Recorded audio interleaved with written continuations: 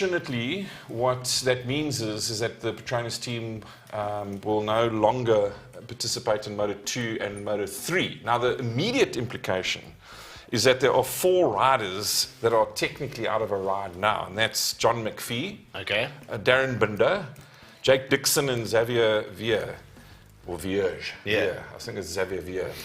Now, if we have a look at, they're going to protect the MotoGP project, though. So and now with obviously Franco Morbidelli and Valentino Rossi leaving the GP team, there are 2 slots up for grabs. Okay, interesting. Okay. So what do you think is going to happen?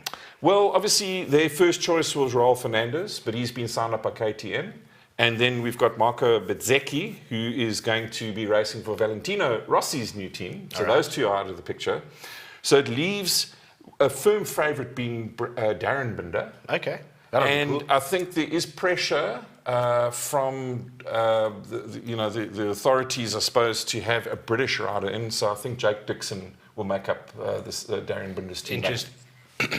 So those are the 2 that I think are going to be there. So exciting. Yeah. So ironically, what could have been a complete travesty for Darren Binder is going to turn out to be a great opportunity. Well, let's hope it turns out that way. Sticking to MotoGP, very, very interesting news that broke with Maverick Vinales being a little bit of a naughty boy this weekend, and being suspended. Yeah, look, I mean, I don't know. It's a bit of petulant behaviour from Maverick Vinales. He's such a great talent, but we were talking earlier, and you made the point that he blows hot and cold.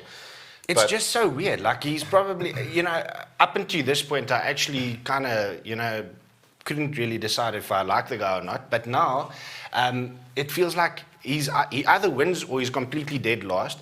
This weekend, he, like I said, was a little bit of a naughty boy, and he's been suspended, and there's a lot of speculation of why and whatever the case is. Well, you saw the video. But there's a video of him coming in on the in-lap after the race, just... Not even on the in-lap. Yeah. During the last few laps, he was over-revving the engine, and he was trying to burn out the clutch. Yeah, it's almost like he's trying to break the bike. And I'm not surprised they've actually suspended him, because if you consider the costs involved, a MotoGP bike is estimated to cost $3 million. That's 45 million rand. Okay, the engine itself is $300,000, which is 4.5 million rand. Crazy. I'd also fire the guy. Yeah, no, I agree.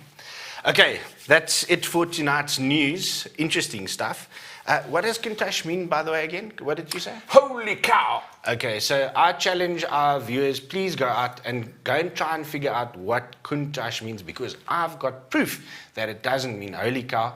I've got one more last thing to say. Yeah? What's this? All right, guys, let's move on to this week's review, and it was quite the review, Pete. Yeah. I mean, as we've said over and over again, this is possibly one of the most sensational vehicles that we've driven this year. And I think after you guys have watched the review, everybody's going to agree with what we have to say about this incredible vehicle. Well, I agree. Let's get into this week's review, and this is proudly brought to you by Peugeot Northcliffe. Thank you very much, guys, for coming on board and getting involved with this review. And after the review, we will give you some more information if you want to go and actually have a look at this car. Cheers, guys. Let's watch the review.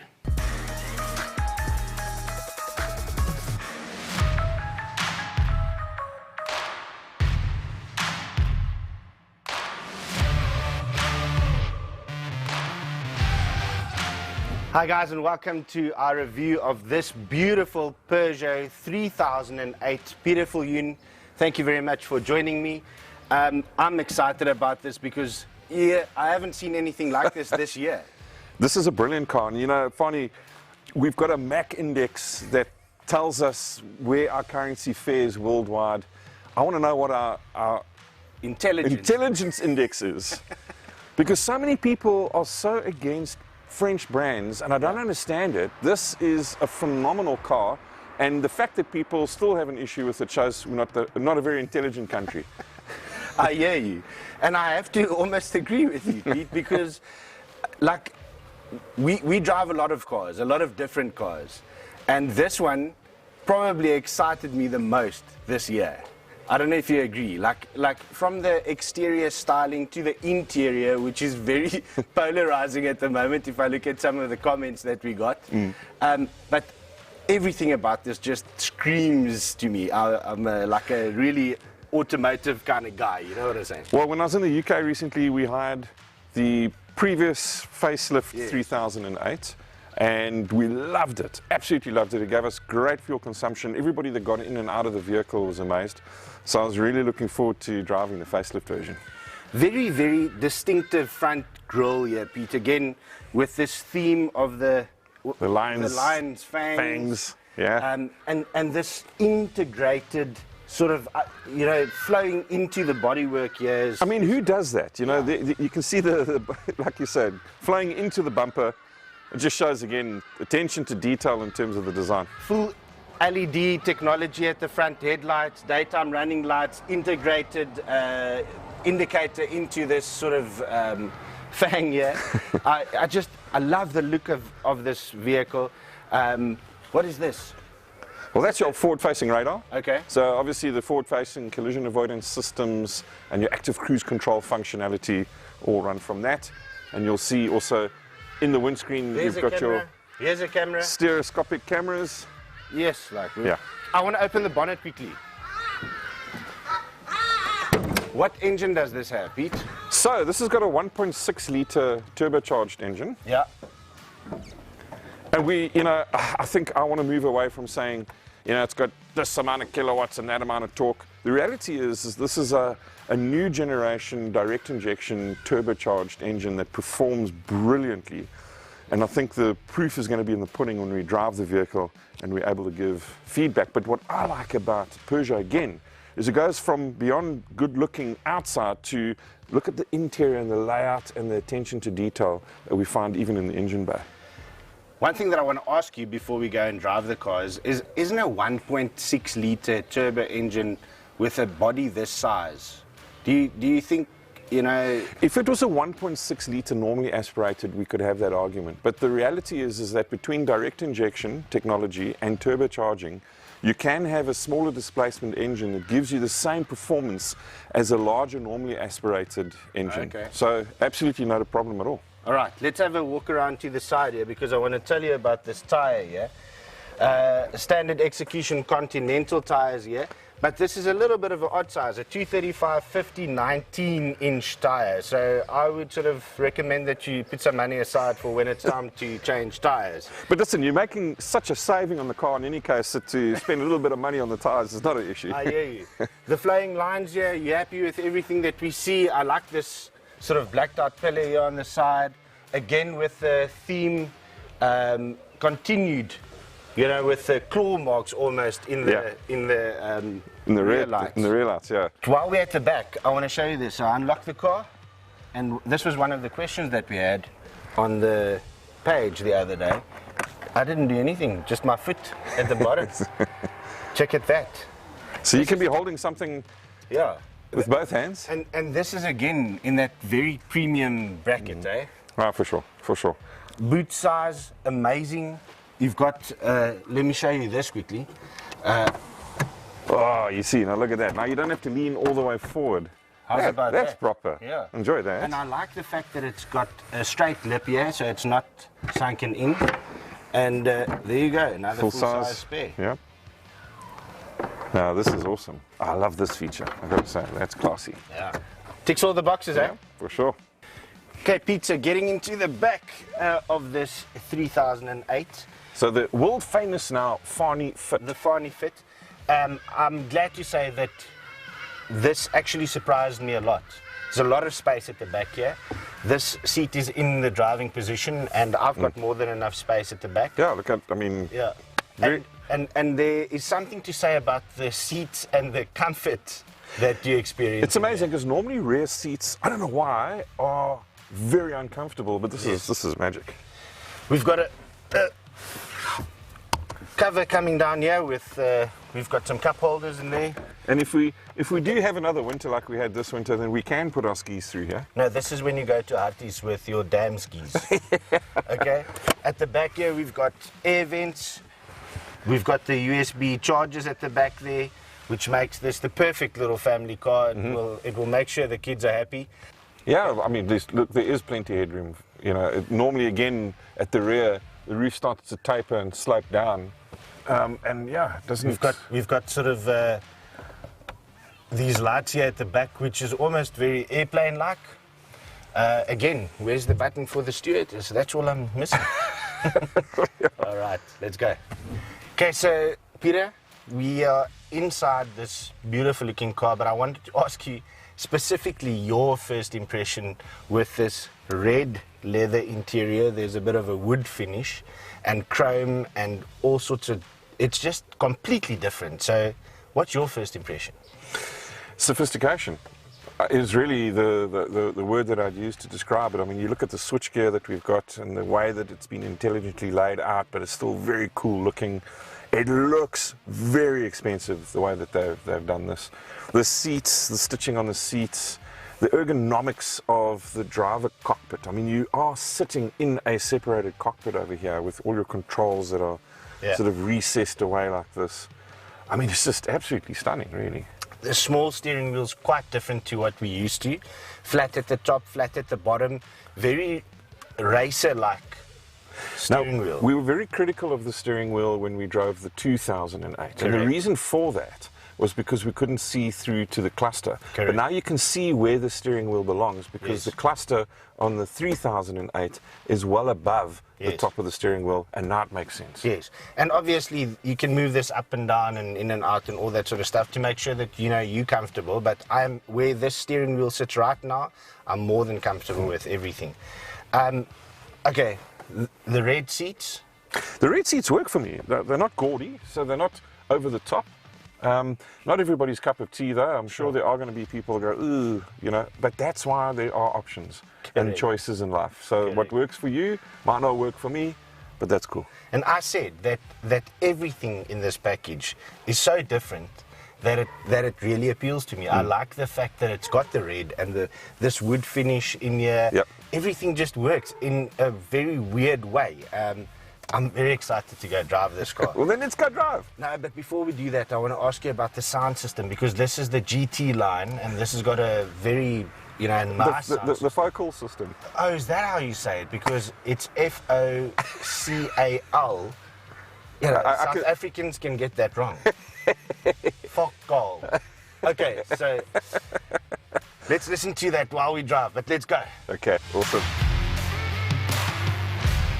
All right, Pete, we had a lot of talking inside and outside, but this is the business end of this Peugeot 3008. I've been looking forward to driving this for a long time, since our review of the 2008, because we actually saw this on the floor then. This is next level, bro. I'm so excited. Like I said, this appeals to the automotive fan, the car guy. For sure, and I mean, just a few things that immediately stand out for me is we've gone over a pretty rough road in terms of bumpiness, as well as some nice tight turns, and the vehicles felt very, very secure. Yes. There's very little body roll, but at the same time, it's still quite comfortable. And I cannot believe the power delivery from this 1.6 litre turbo engine. We spoke about that, and I even asked you, do you think, you know, body power to weight ratio, do you think they'll manage here? And it's a definite yes. For sure. And as I said to you, we had a vehicle for about 2 weeks in the UK, the 3008. Yeah. I think we filled up once, and we drove all over the place. So we used 2 tanks in 2 weeks, basically. But I mean, we were proper tourists. We were all over the place. So fuel consumption's awesome on it. It's nice and quiet. Power delivery's there. Okay, so maybe go through this system for me again, if you don't mind, while I'm driving. What we're going to do now, while he's just getting familiar with that, is we're going to take this up onto the highway. And this is a very well-known uphill where there's a lot of breakdowns every week with trucks going up this hill. So we're going to get onto the highway, and then we'll be able to, give it a little bit of a oomph and just to see. And that was a nice touch. There's a blind spot, warning in the mirror that I just saw there as well. So one of the things that we spoke about is the very, very cool switchgear that we see over here. So this switchgear on the top actually is for the multifunction display over here. So if you want to set your music and sound, you press that music icon over there. If you want to adjust your aircon settings, you press that button over there and you get all your various aircon settings. Navigation, your car settings, your phone, and then lastly, if you've got any connected apps as well. And then the buttons underneath regulate things like heated seats, and we've got 2 buttons for front and rear demister, and we've got a recirculate button, and we can unlock and lock the vehicle. Speaking about the seats, not only just heated, but this driver's seat has got a massage function. Did you know that? Oh, wow. You see. Listen, I just want to note that we've come up to this uphill. We got up to 120 with no problems whatsoever, and I'm actually just going to try and squeeze in here and take the turn off again. No issues with power delivery on this 1.6 litre engine, Pete. Now, another interesting thing to make note of is that you've got your paddle shift in front of the steering wheel there. Yes. So if you had to just touch the paddle shift, it would select a gear that you want to go into, Okay. but it remains in automatic. All right. So immediately that you leave the paddle shift, it remains in automatic. If you want it to act like a manual paddle shift, Yes. you press this button over here, which puts it into manual. And now, for example, you're in 5th gear. If you change down, it will go into 4th. So I see there it says manual 4th gear. Yes. Now, if Okay. I release that button, then it's drive 4th gear. Okay, awesome. A couple of things I wanted to point out to you. First of all, we have some driving modes here. Now, I don't know if you are aware of this, but before we got into the vehicle, I actually preset this to eco. So, which was the most economical. And yet you Yet found the everything, yeah. vehicle to be quite punchy. So I'm going to stick it into a second drive mode, which is normal. Yeah. And- see, stuff changed. And again. it changes the Yeah. look and feel of the cluster. And again, we're coming up to another heart attack hill here, where Yes. it will test the performance of the engine. So I'll leave it in normal for now. No, but stick it into sport, man. Okay, all right, we stick it into sport, and what do we see? It goes red. Oh, look at that. And immediately I could feel it. Yeah. I could feel there's a little bit of a whoa. So Oh, that's nice. look at that, eh? Awesome, man. Oh, just no worries up this hill whatsoever. Your technology is amazing, isn't it? Cool, eh? Yeah. Now the other thing is we should make mention of is the sound system. Yeah, we spoke about this this weirdly named focal sound system. Yeah, tell me about it. So it's a pity we can't play music, because otherwise YouTube has a heart attack and Facebook has a heart attack. But we turned up the volume just now, and it reminded me a lot of the Bowers-Wilkins system that we found in the XC90, Yes. which to that point was one of the best sound systems we'd come across. Correct. This is very, very close to that, I must say. I agree. And Pete, I want to actually throw this out to the viewers. I'd like you to go to a Peugeot dealership, go drive this car for yourself, and come back to us and tell us what you don't like. Like the only thing that and we mentioned this in the intro, the specific color coordination combo here might be a little bit polarizing, but that's not the only options that you have. But I'd like you to go to a Peugeot dealership, go drive this car and tell me what you don't like. Okay, so let's get back to the studio. I think we need to rate this car and tell everybody what we think. Pete, you know that I've got a bit of a thing when it comes to driving cars. You know that I'm more of a bike guy. Yeah. And the reason for that is that driving my bike or riding my bike is just always exciting, and it is appealing, and whatever the case is. And this is the closest that I've come to that sort of feeling this year. It's like you said, it's almost like flying a plane. It's a cockpit, man. Now this has been a really remarkable vehicle. I mean, we were discussing it earlier. This has got to be, I think this year, certainly the highlight of the year that we've had And so it's far. so weird, man. It's a Peugeot. All right, Pete. Let's do the rating quickly, and I'm just gonna say this is for me a 10 out of 10, maybe an 11 out of 10. Well, think about it this way. I mean, if you look at what else you can get this size, this genuinely plays with the BMWs and the Mercs of the world in terms of SUVs. Yeah. And those are nudging R1 million. Correct. Whereas this is a lot cheaper. And I think for that as well, I'm absolutely going to say 10 out of 10. It's just, I can't fault it really. I just cannot Build fault quality, the look and feel, everything design. I would definitely buy one. Well, for sure. I'm a bit of a biased Peugeot fan. I own a Peugeot as well. So there's no doubt I'd buy this. And I think everybody should really give this a good look, because the value for money, the build quality, what you get in this, it's a sensational vehicle. Agreed. Well, I think, is that the first time that we've both given a car 10 out of 10? Yeah, I think it is, eh? Well, yeah. We'll see you again next week, guys. Have a wonderful time. Cheers.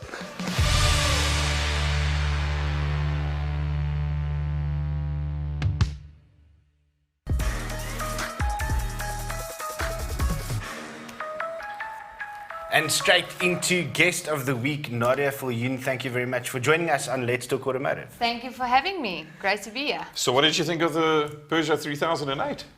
I think it's a very good competitor in the SUV market. Absolutely. And I think it's good value for money. Yeah, absolutely. So guys, you out there, if you want to get more information, go visit that PeugeotNorthcliffe.co.za, the website there. And the guys are more than happy. And we challenged you.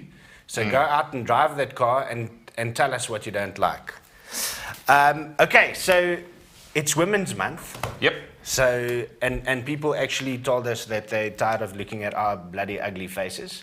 Well, They're talking about me. Yeah, yeah. Is that what you're going to say? Yeah. Okay. So that's why we decided, let's get, Nadia on here, make it look a bit better. You agree with him? Absolutely. Yeah. Not just anyone, eh? It's Not just anyone. From Vatswaye. So Vatswaye is still a lot, it's very confusing still, but we'll get to that.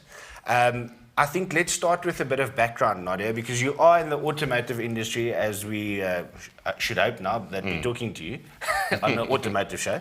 And you're involved with Vatswaye, and that's a classic car sort of dealership setup. Correct, it's amazing.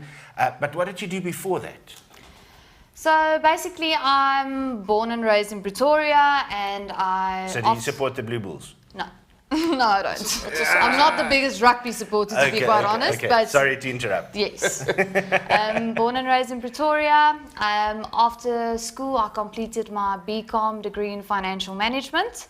And then I went the corporate route, did some property management, and in my part-time, I assisted my husband Corbert with Vatswaye. Yeah. So I did some of the marketing and the social media part of the business. And yes, we got to a point where we were fortunate enough to make our dream and passion our full-time jobs. Amazing. Yes. So let me just stop and say this, okay? If you are a car guy or girl and you haven't been to Vatswaye, you are missing out. Oh, absolutely. Like the vibe and the amount of, what the car moments, porn. Just say it is car porn. In that place is just amazing. So and where is it? Where is Vatswaye? Where is Vatswaye? So that the people can come and visit you guys. So we are based in Menlyn in Pretoria, 555 Delphi Street. Okay. You're welcome to follow our Instagram and Facebook pages, and all of our info is on there as well. So basically what we do is we created a hub for petrol heads. Yeah. So you can come there, you can walk through our showroom. We've got loads of vintage and muscle cars on display. We've got a full workshop. We've got storage for the collectors. Got a bit of a coffee shop as well. So it's just... By the way, the coffee shop's quite legendary, because I was telling some of my colleagues today at work that we have you on tonight, and one of them said, "Oh, have you seen their coffee shop?" Yeah. We have. Yeah, we have. That's not our main focus, No, but sure, but I mean, it's cool that that's what people look at as well. So I think it's a sort of a full package deal, I suppose. Yeah. But what sort of bit caused you to have the bug bite when it came to the motor industry or cars and classic cars? I've always been hands-on and enjoyed working on things myself. And with cars, I met my husband about 13 years back, and I've been exposed to classic cars every single day since then. So it's become part of my life, and it's a passion that grew day by day, and it's just something that I really enjoy, and I truly appreciate just the craftsmanship that goes into building these cars. It's just amazing. I mean, the last time we were there, because we filmed a segment or two there, I mean, the last time I saw you, you were sort of kind of hands in Building a car. building a car. I know. Yeah, so that's the thing. I decided to restore my own car. Check there on the screen. There we go. Yes. Okay, I do get my hands dirty. So we're gonna talk about that now. So you said that you sort of come to love the classic cars and all that sort of stuff, and you guys are with Vatswaye go on classic car runs, which is amazing. You know, they take out all these classic cars and they go out for drives. There's some of the pictures on there, and then something happened, Nadia. I don't know. I remember right in the beginning, she decided that she was going to restore a car, and not just any car, a Mini. Yeah. So how did that come about? The Mini wasn't necessarily my first choice, but that's the car that I had at the moment. Okay. But what happened is I wanted to understand what goes into a restoration. So the best way to educate myself was to actually do it myself. Yeah. So you always watch these shows on TV and it looks very easy and simple. I can tell you that it's not. It's really hard. Yeah. But yeah, I decided to restore my own car. I took the Mini. Corbett bought me the Mini a year back. We've got some pictures of that, so Fritz will maybe run through a couple of them as we talk. Yes. So you did most of this work yourself? I tried doing most of the work myself. Obviously, things like paint and bodywork I couldn't do myself, and I had my engine professionally rebuilt and my exhaust systems rebuilt, things like that. But the rest of the stuff I tried to do myself. So subframe assemblies, replacing parts, cleaning parts, ordering new parts. Yeah. I mean, that's cool because, I mean, if you look at overhauling, Yeah. I can't remember what the lady's name that's on there. There's a new one that's on there now, but I mean, she's almost just there for show. You know? and I don't, you know, it's not disappointing. It's not a bad thing, but I mean, she's not there genuinely working on the cars. I mean, it's kind of a bit for show. And it's really, it's a difficult thing to do, and it's a big project to actually attempt. And I try to keep everything very organized, and I think it's always a good idea when doing a restoration, and I would recommend it to anyone. But yeah, I put a bit of my own female flair into the restoration as well. Look at that engine. Wow, that's incredible. Eh? I mean, if you see the before shots and the after shots, that's quite an... I'm very proud of myself actually for rebuilding a car. And as you should be. How far is the project now? Are you done with the car? So the project is basically done. I've driven my first 100 kilometers in my car. I had a small incident in the week, so it went to the body shop and it got repaired, and you need to expand on that story. Are you going to expand? It's a very sensitive subject in our I know the home. feeling, don't worry. I've experienced it 23 times. So normally a wife gets into accidents and bumps cars, but in this specific instance, my husband opened the gate on my car. Nice. Yes, so it wasn't great. It wasn't a great Tuesday morning, but everything's fixed all up. All sorted again. Here's the final project. Look at this. Wow. Just look at that. Okay, so now, so is this before or after? This is before. So this is when I got the car. This is based on. Yeah. Okay. So obviously, photos don't really show. There was a lot of body work that I had to do on the car, and there was some rust repairs and things like that. Yeah. But we've now gotten to a point where it's basically done. Okay, so now I've got a question, because there's something we're building up to something here. Okay, Samola Hill Climb. Yes. Okay, so the car's finished, and you're driving the car. And then all of a sudden we see a picture of you've been accepted into the Samola Hill Climb this year. That's correct. It might be a bit premature and a bit too soon, but I'll take it as it goes, we'll see how it goes. I'm entered into class H3. Yeah, So- and let's just explain that to the guys quickly.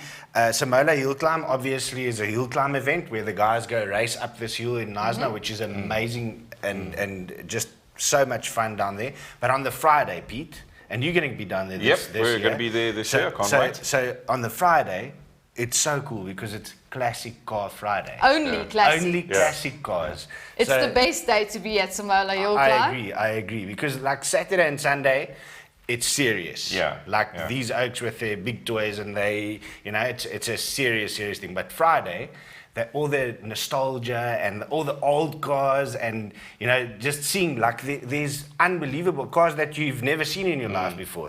I think it's the closest that we'll ever get to Goodwood in South Africa. Yep. So it's just one of the most prestigious events. It is. I mean, thank you that you said that because actually I've been obviously reading up. I'm always interested in what overseas people think about our events. And I tell you what, the Samola Hill Climb has developed legendary status overseas. No, it's absolutely, it's so- just an amazing experience to be there. I mean, the feeling that you get in the pits, it's a sensory overload. It's race fuel, it's rumbling engines. It's just amazing. So now you kind of writing yourself off early on already. But I mean, realistically, what are your chances there? To be honest, I'm there to enjoy the race and I'm there to test my build. I think it's the ultimate test for any car build to drive a hill climb. Yeah. But I'll be competing against GT40s and Oh, Shelby okay, Cobras and Ferrari 308. So my chances aren't that great, but I'll try my best at Okay. least. All of those cars could break. They could. Exactly. That, Or they could we're hoping crash, for something like that. Okay, so on the picture, we saw that there's some sort of charity involvement as well. Would you like Yes. to explain to the people what's happening? So basically every year the Hill Climb ladies team, they choose a charity and they raise funds for a specific charity. So this year they've chosen the Knysna Sedgefield Hospice. Okay. And to date we've raised about 70,000 Rand. Sure. Yeah, we're aiming to raise about 120,000 Rand and yeah, all info can be found on my social media pages. I'll even ask you to Yes. share a link or Yep, two. will do. And yeah, it's just every year they raise funds for a specific cause, and I think it's a nice thing to do. It's not only racing. Their motto is also racing for dreams and Yeah. driving for change. So yeah, we're trying to do something good. I applaud that. It's an amazing initiative. Yeah. Okay, one final question. You said that the Mini wasn't necessarily the choice, the first choice. Yes. What is the first choice? After this, would you attempt something else and what would it be? Yes. So ideally, I would like to restore a Capri Piranha. Sure, okay. Yes, so it's a bit of my South African heritage going in there, but I met Willie Hepburn at the previous Samola Hill We've got Climb. a picture of that. Yes, so I met him Fritz there, if Fritz can and find it, maybe. it's something that I'd actually There we like go. to do Yeah. with them, Okay. with Willie and Uncle Basil. So Yeah. I'll chat to them and see how they Cool. feel about it, and hopefully do a project with them and learn from the best. So the director in my ear said, "Is that your daily wear that you dressed up?" So that's the thing about Classic Car Friday as well. Yes. They ask everyone to dress up accordingly. Oh, wow. Yeah. So this Okay. year, unfortunately, there will be no spectators, so there will be nothing of that. But we'll Okay. one year we'll get to that again. Okay. Well, if everybody gets vaccinated, next year will be it. Yes, exactly. Okay, I think it's time that we shame you. I mean, you play game time. That's what I got that wrong. Sorry. Because, what else? Game time. Game time. Let's have some fun with game time. Okay, guys, you're at home. This is where you can get heavily involved with the show because remember we said it's live and so you can play along when we play game time. If you know the answer, you can pop it into the questions. Whether you're watching on Facebook, on YouTube, on Race Day, Let's Talk Automotive Sales, wherever, just play along. Okay, so let me explain it to you guys quickly. I'm going to show you a partial picture of a car. We'll put it on the screen. If you recognize the car, you guys, please, you must shout your name. Okay, then I'll come to you. Best out of 7 wins. And the tip for tonight, Pete, is that you are going to lose. that's just simply how Otherwise, this we'll is cover gonna- your eyes. Okay, because obviously it has to be some sort of classic car. So let's see how you do. Okay, I'll give Okay. it a shot. Yeah, luckily Peter is a classic, so maybe you'll recognize some of these cars. Okay, guys, everybody ready? You guys at home, answers in the comments below. Here comes number 1. Nadia. No, Nadia was first. Pete? That's an FJ45 Land Cruiser. Absolutely correct. You see, I would have just said Toyota Land Cruiser. You see? I can see I'm going to get a bit of a hiding now. Yeah. Let's see. Corbett, yes. Corbett is watching. Oh, so your husband's actually watching. Well done. I would hope so. Okay, so let's. So 1-0 at the moment. Let's go to number 2. Peter. Nadia. Peter, Peter, there's no way let's that you're go. going to get this right. That's a Chevy Corvette. What type of Corvette? Stingray. No. What type of Stingray? The red one. Okay, so okay, I'm going to give you half a point so far, Pete. But Nadia, I'm going to give you I think that's a C3. absolutely correct. Come on. Okay, This so is a Stingray. no, but how? It's a C3 Stingray. C3. She got it exactly right. Okay. Okay, so I don't know if you've picked up, but those cars are in their shop. by the way. Okay, let's This is, see. you know, Let's lambs see. to a slaughter. Let's see. Here comes number 3. Nadia. Nadia, yes. Pontiac GTO. Well done, Nadia. So 3 You at need the to come moment. and visit. Yeah, I do. I mean, yeah. So the bottom line I can is see how this setup is working. the bottom line is she knows what that car is. Exactly. She probably brought them into stock. Yes, she did. Drove them around. Yeah. Okay, so let's see what the guys are at home. Marius Lange got Corvette and Frank got Stingray, yes. Corbett, no man. How can you play along? Really, you probably paid for it, so you can't play along. Okay, so the guys at home are playing along. Well done, thank you very much. Let's. Where are we now? This is number. Is it number 4? Yes. I'll just. Is there a white flag I can put up? Yes, number 4. Check. Maybe you can get your name in there. Number 4. Nadia. I guess by that grunt you don't have a clue what that is. It's a blue Nadia, car. what is A blue that? car. That's a Sunbeam Tiger. Yes, absolutely correct. Nadia, well done. You need to come and visit the Oh, shop. definitely. But it's not going to help me now. Okay, and the guys at home, Marius got no, it's not an MG. Frank got the previous GTO right. Yes, well done. Okay, and so here's number 5. Nadia. Yeah, Nadia. That's a Fairmont GT in Everglade Green. Whoa, I'm going to give you 3 points for that. I'm going to give you 3 points for that. So it's a Ford and it's a Fairmont. It's a proudly and- South African car as well. Yes. Really?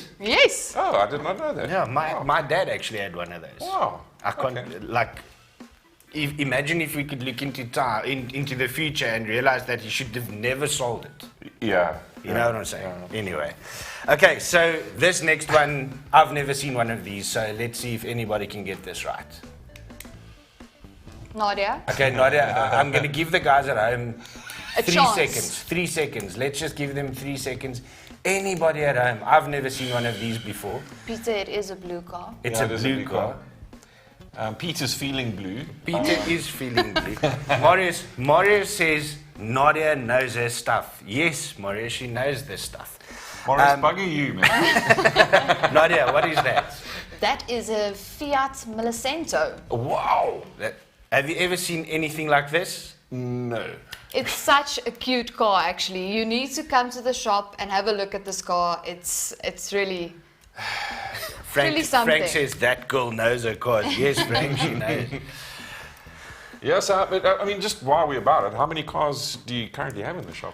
We've got Approximately. about 70 in stock at the moment. Seven Yes, zero. 70 Whoa. in stock, yeah. Okay. And Yeah, there's a few more being restored currently and a few hidden away at home. Lekker. So Basie Stein is watching. He says, "Dit werk nie so nie. Peter, sorry my friend, you can't win." I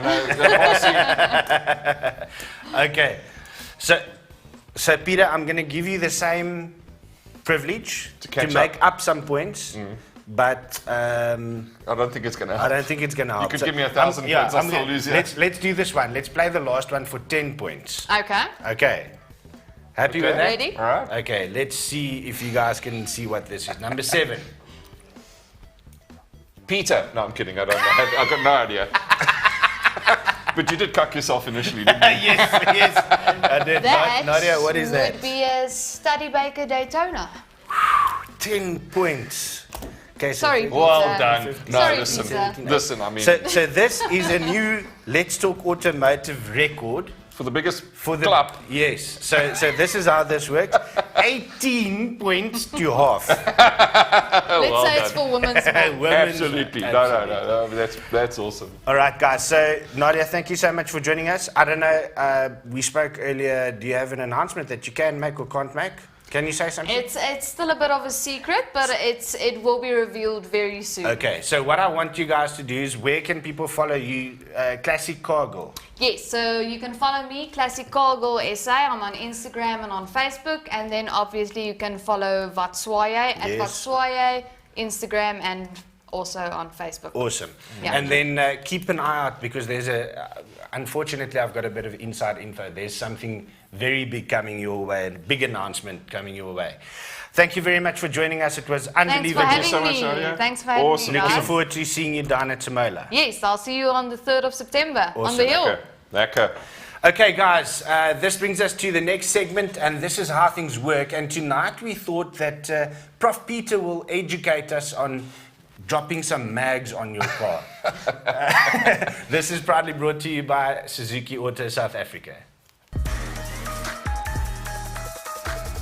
Welcome to Let's Talk Automotive, and in this week's episode of How Things Work, we're going to take you through the impact that putting larger rims and tires on your car will have. Now, you'll know from previous episodes that when we've spoken about tires and aftermarket alloy rims, we've always mentioned that tires and rims are homologated with the vehicles, and that if you change your tires and rims, that there might well be insurance and even, in some instances, warranty and maintenance plans ramifications for you doing that.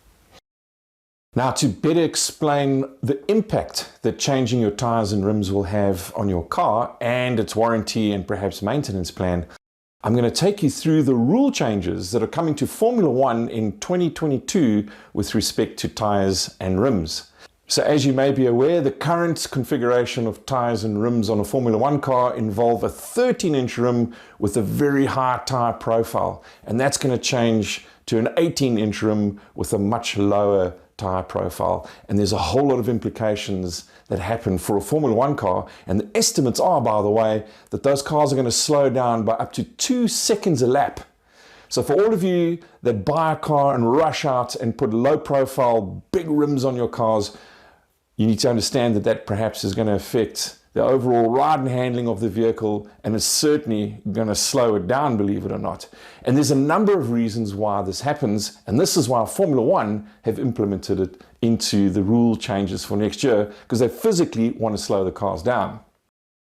So the first big change that happens when we put on bigger tires and rims is, of course, the weight changes. So when we go from a smaller diameter rim and we put a larger diameter rim on, obviously there's more core material in that rim, and so the rim gets heavier. Now, there's two ways that impacts on the performance of the vehicle. The first is, from a linear point of view, it's simply more weight for the engine to have to accelerate the additional weight, which slows it down. But also there's the rotational effect that it has. So the more weight that we add to the rim, the further away from the center of rotation it becomes, the more the engine has to work in terms of rotating that tire as well. So we've got a double whammy when we put on larger diameter rims. The second impact that it has, of course, is that the rim being heavier means that the suspension is going to work harder. And there's two reasons why the suspension will work harder. The first is that, as you can imagine, with a 13-inch rim and a very high tire profile, most of the work that the suspension would normally do on a Formula One car is actually done by the profile of the tire. In fact, up to 80% of the suspension effect, it resides in the tire of the Formula One car. So by making the tire profile smaller, there's less ability for the engineers to tweak their suspensions around the tires, and they're going to have to do a lot more setup and a lot more work on the suspension itself. The second thing is that a lot of the actual impact that the tire absorbs with its flexing is now lost. And that has to now be taken up by the suspension systems themselves. And that means that they're going to have to use heavier suspension systems. So once again, even outside of the rims and tires that are adding additional weight to the car, the suspension systems themselves become heavier. Another impact of changing the actual profile of the tire, especially on a Formula One car, is the fact that because the tire flexes, even on a nice smooth road, that constant changing in shape of the tire causes the airflow that goes over the tire to oscillate. And that creates and adds to the dirty airflow that the driver behind the Formula One car has to put up with. And so by reducing the actual profile of the tire, we lessen that oscillation effect. And in fact, there are deflectors that you'll see, or a cleaning blade that's going to be just above the front tire on the Formula One car, which further adds to cleaning up the airflow that moves to the back of the vehicle. So you can see that a lot of work has been done there. But here's the kicker for me.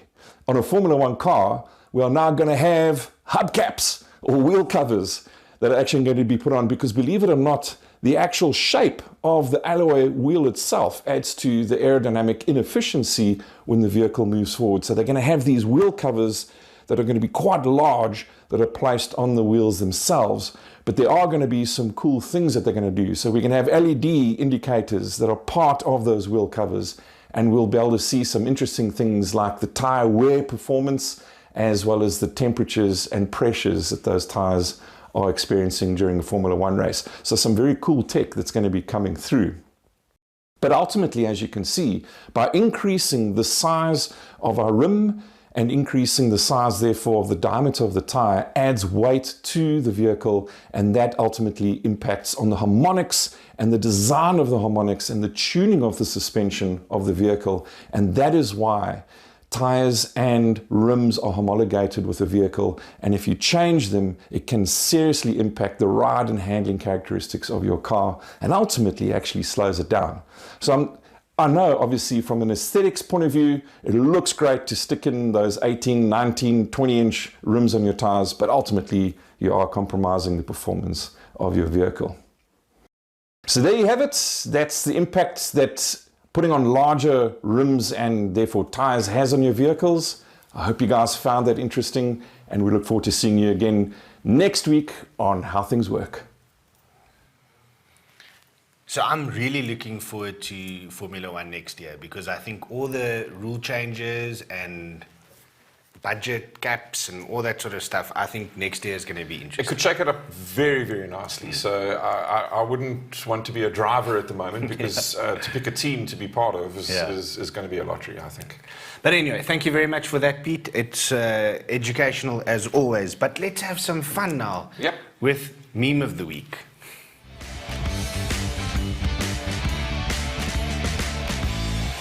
So, as always, we're just going to have some fun with a couple of online funnies that we saw this week. So, let's pop up the first one and see what this is all about. Hearing a turbo spool for the first time, and hearing it spool for the 4,329th time. I've got to tell you, my Bucky's turbo started to whistle a little bit, but I'm not too unhappy with it. Still sounds cool, All right, let's check out the next one. Oh, so the next one, I showed this one to Marius Lange over the weekend last time. I said, Facebook Marketplace ads be like minor electrical issues, and Marius actually almost fainted when he saw that picture. That's a technician's worst nightmare. Can you imagine? It was probably just a fuse at the end of the day. Okay, before we put up the last one, I just want to explain to the people when I saw this is at a little bit of a personal thing here for me. Because Peter's got two moods. Okay, so and I've got his wife and his kids are gonna have a lach now. Okay, so this is what happens when Peter works on his car. Where the heck is my wrench go? Oh, never mind, it's in my hand. when I saw that. Actually, that happened yesterday. So it's not wrong. And poor Carmen came out with a particular toolbox going there. Who took the shot? Oh, that was funny. All right, guys, that brings us to the end of the show. Thank you very much for joining us. Even though it was on a Friday afternoon, we'll be back next week in our regular Thursday slot.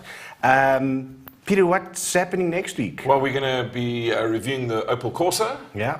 And we might have an international guest. Oh, that's nice. So you got your work cut out for you. I've got my work cut out. Thank you very much for joining us. Have a wonderful week. There's rugby. Springboks playing again tomorrow. Yes, like it's Christmas. And it's MotoGP. Can't go wrong. Have a good one, guys. Cheers. Cheers, everyone.